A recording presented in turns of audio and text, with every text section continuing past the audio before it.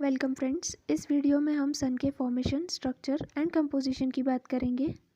अब हम सन के फॉर्मेशन को समझेंगे। सूर्य हमारी पृथ्वी का सबसे करीबी सितारा है। हमारी पृथ्वी पर जीवन होने का सबसे बड़ा कारण सूर्य ही है। यह सोलर सिस्टम के केंद्र में रहता है और सूर्य के चारों ओर हमारी पृथ्वी के साथ साथ अन्य ग्रह भी चक्कर लगाते हैं। यह हमारे सोलर सिस्टम का ऊर्जा स्रोत है। इसकी ग्रेविटी सोलर सिस्टम के हर एक ग्रह को बांधे रखने में मदद करती है। हमारे सोलर सिस्टम में कुछ सेकंड के लिए सूर्य न रहे तो सारे ग्रह, पृथ्वी, हम और आप सब विनाश हो जाएगा। सूर्य की वजह से ही पृथ्वी और अन्य ग्रह का जन्म हुआ और हम और आपका जीवन संभव हुआ। आइए जानते हैं सूर्य के बारे में कुछ महत्वपूर्ण फैक्ट्स के बारे में। सूर्य का जन्म 4.5 बिलियन साल पहले हुआ था। यह हाइड्रोजन और हीलियम गैस से बना है। सूर्य में रोशनी और हीट का सबसे बड़ा कारण इसमें उत्पन्न होने वाली न्यूक्लियर फ्यूजन की प्रोसेस है। पृथ्वी से सूर्य की दूरी 150 मिलियन किलोमीटर है। सूर्य से पृथ्वी तक सूर्य की लाइट आने में 8 मिनट 20 सेकंड का समय लगता है। सूर्य का डायमीटर 1.4 मिलियन किलोमीटर है। यह एक मीडियम साइज का स्टार है। इसकी सतह का तापमान यानी सरफेस टेम्परेचर 5500 डिग्री सेल्सियस है। यह खुद पृथ्वी जैसा घूमता है। मतलब सूर्य में एक दिन होने में पृथ्वी के 27 दिन का समय लगता है। सूर्य का सबसे नज़दीकी तारा प्रॉक्सिमा सेंचुरी है। असल में Proxima Centauri, Alpha Centauri A और अल्फा सेंचुरी बी, ये 3 तारों का समूह है जिसे ट्रिपल स्टार सिस्टम कहा जाता है। सूर्य का जन्म आज से लगभग 4.6 अरब साल पहले धूल और गैस के एक विशाल बादल, जिसे नेब्यूला कहा जाता है, उसमें से हुआ था। ग्रेविटेशन फोर्स के चलते बादल का मास सिकुड़कर एक जगह जमा होने लगा और साथ ही बहुत तेज़ गति से घूमने लगा। इसका ज़्यादातर मास जहाँ जमा हुआ वहाँ सूर्य का जन्म हुआ और बाकी बचे भाग से बने हमारे प्लैनेट्स, जिसमें एक हमारी प्यारी पृथ्वी भी थी। बहुत ज़्यादा मास और तेज गति की वजह से इतना तापमान और दबाव उत्पन्न हुआ कि बन रहे उस गैस के गोले में न्यूक्लियर फ्यूजन की प्रोसेस होने लगी।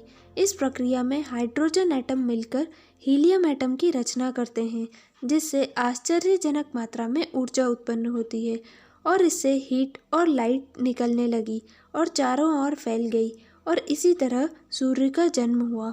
सूर्य का जन्म होने के बाद भी सूर्य का आकार बड़ा हो रहा है और आगे भी बड़ा होता रहेगा। अभी का सूर्य उसके मेन सीक्वेंस स्टार में है, जहां उसने अपना आधा जीवन बिता दिया है, लेकिन यह अभी भी 6 अरब साल जिएगा।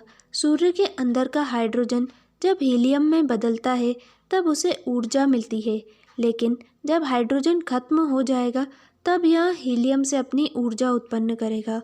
हीलियम हाइड्रोजन की तुलना में भारी तत्व होने से इसका कोर अंदर की ओर सिकुड़ता जाएगा और बाहर का स्तर अंतरिक्ष में फैलने लगेगा। उस समय सूर्य लाल रंग का विशाल गोला बन जाएगा, जिसे रेड जाइंट स्टार कहते हैं। तब यहाँ पहले बुध ग्रह, फिर शुक्र ग्रह और आखिर में हमारी पृथ्वी को निगल जाएगा। रेड जाइंट स्टार के बाद इसका बाहरी स्तर अंतरिक्ष में विलीन हो जाएगा और पीछे छूट जाएगा सिर्फ सफ़ेद कोर, जो बहुत तेज गति से घूमता है। तारे की इस अवस्था को वाइट ड्वार्फ स्टार कहते हैं। यह धीरे धीरे अपनी ऊर्जा खोता रहेगा और आखिर में ब्लैक ड्वार्फ स्टार में बदल जाएगा, जो ब्रह्मांड में अरबों नहीं बल्कि खरबों वर्षों तक जीते हैं। इसी तरह सूर्य का अंत हो जाएगा।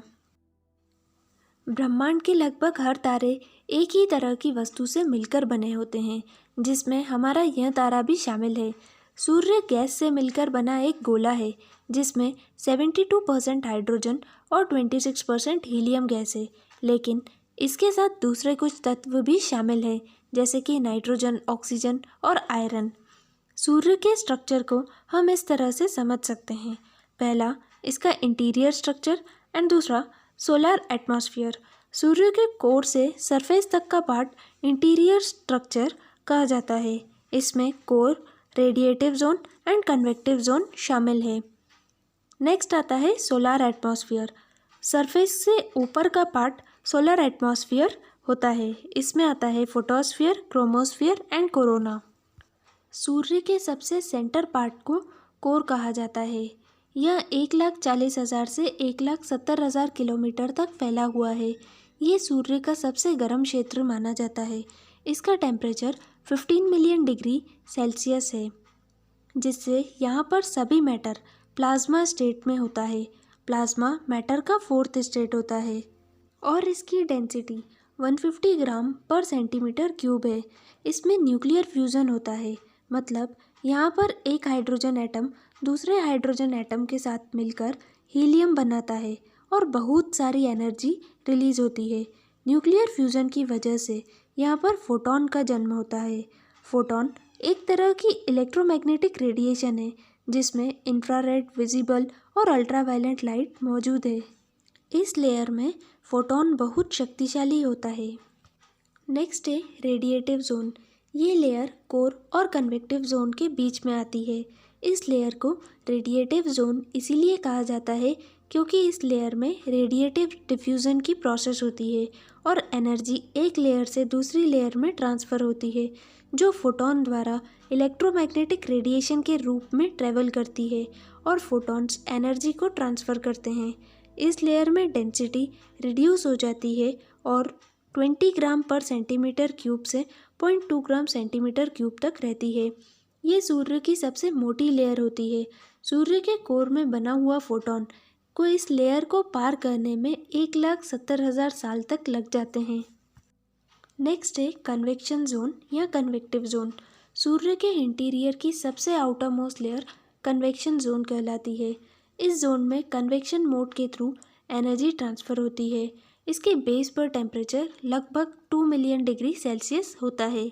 इस लेयर में हेवी आयंस जैसे कार्बन, नाइट्रोजन, ऑक्सीजन, कैल्शियम और आयरन है जो इस लेयर को ओपैक बनाते हैं, जिससे कि इस लेयर से रेडिएशन काफ़ी डिफ़िकल्टी से पास होती है। अब हम जानेंगे सोलर एटमॉस्फेयर के बारे में। इसमें सबसे फर्स्ट लेयर जो है वो होती है फोटोस्फीयर। यह सूर्य का वह भाग है जो हमें दिखाई देता है, इसीलिए इसे ल्यूमिनस एनवलप या विजिबल लेयर ऑफ सन कहते हैं। इसका टेम्परेचर 6000 डिग्री सेल्सियस होता है, जो कि कोर के टेम्परेचर के कंपैरिजन में काफ़ी कम टेम्परेचर है, इसीलिए इसे सूर्य का सबसे ठंडा हिस्सा कहा जाता है। सनस्पॉट्स की घटना फोटोस्फीयर में ही होती है। सनस्पॉट्स सूर्य की सरफेस यानी फोटोस्फीयर पर कुछ काले धब्बे दिखाई देते हैं, जिन्हें सनस्पॉट्स कहा जाता है। ऐसा इसलिए होता है क्योंकि सूर्य की सरफेस पर इंटेंस मैग्नेटिक फील्ड के कारण यह क्षेत्र आसपास की तुलना में गहरा और ठंडा हो जाता है, जिनका टेम्परेचर 1500 डिग्री सेल्सियस होता है। सनस्पॉट्स का जीवन काल आमतौर पर कम होता है। इसमें कुछ दिनों से लेकर कुछ महीनों तक का उतार चढ़ाव होता है। अम्ब्रा सनस्पॉट्स का सेंटर होता है और पेनम्ब्रा सनस्पॉट्स के आसपास के हल्के क्षेत्र को कहा जाता है। सनस्पॉट्स की अनुपस्थिति पृथ्वी के क्लाइमेट को अफेक्ट कर सकती है, क्योंकि ऐसा माना जाता है कि सनस्पॉट्स के एब्सेंस में सूर्य 1% ठंडा हो जाता है। आइए जानते हैं क्रोमोस्फीयर के बारे में। यह सोलर एटमॉस्फेयर का दूसरा लेयर है जो फोटोस्फीयर के ऊपर होता है। यह रेड कलर की रिंग की तरह दिखाई देता है। इस लेयर का टेम्परेचर 6000 डिग्री सेल्सियस से 20,000 डिग्री सेल्सियस तक होता है। इस लेयर को सोलर एक्लिप्स के समय देखा जाता है। आइए जानते हैं सोलर फ्लेयर्स के बारे में। सूर्य की सरफेस पर होने वाले ये विस्फोट हैं जो कि न्यूक्लियर फ्यूजन के कारण होते हैं। इनके कारण अत्यधिक मात्रा में एनर्जी रिलीज होती है और यह आग की लपटों के समान दिखाई देते हैं। इन्हीं को सोलर फ्लेयर्स कहते हैं। कई बार सोलर फ्लेयर्स पृथ्वी तक पहुंच जाते हैं। ये पृथ्वी के ग्रेविटेशनल फोर्स के कारण पृथ्वी से अट्रैक्ट होते हैं, परंतु ये पृथ्वी के अंदर नहीं आ पाते क्योंकि पृथ्वी का एटमॉस्फेयर इसे अंदर आने नहीं देता है। पर पृथ्वी के एटमॉस्फेयर से फ्रिक्शन होता है और एक रोशनी दिखाई पड़ती है। इसी रोशनी को अरोरा कहा जाता है। अगर ये रोशनी पृथ्वी के नॉर्थ पोल में दिखाई देती है तो इसे अरोरा बोरियालिस, और यदि अगर यह रोशनी पृथ्वी के साउथ पोल में दिखाई देती है तो इसे अरोरा ऑस्ट्रियालिस कहा जाता है। आइए जानते हैं सोलर कोरोना के बारे में। ये लेयर सूर्य के एटमॉस्फेयर की सबसे आउटर मोस्ट लेयर है और यहाँ क्रोमोस्फीयर के ऊपर स्थित है। टोटल सोलर एक्लिप्स के टाइम पर इसे देखा जा सकता है। यह सफ़ेद चमकदार लेयर होती है। कोरोना का टेम्परेचर 2 मिलियन डिग्री सेल्सियस होता है। Coronal mass ejection, solar wind, solar flares, यह सभी घटनाएं कोरोना से संबंधित है। आइए जानते हैं सोलर विंड के बारे में। सूर्य की कोरोना लेयर बहुत गर्म होने के कारण इसमें मौजूद प्लाज्मा एक साथ हो जाता है और सूर्य की ग्रेविटी इसे रोक नहीं पाती है और ये सूर्य से निकल जाता है। सूर्य से निकल जाने के बाद ये 400 किलोमीटर प्रति सेकंड की स्पीड से स्पेस में ट्रैवल करता है। इसमें चार्ज पार्टिकल्स होने के कारण इसमें से रोशनी निकलती है जो कि बहुत खतरनाक होती है, परंतु अर्थ का मैग्नेटिक फील्ड पृथ्वी की इस सोलर विंड से हमारी रक्षा करता है। Thank you friends. If you like, please do subscribe my channel to watch such informative and useful videos. Thank you.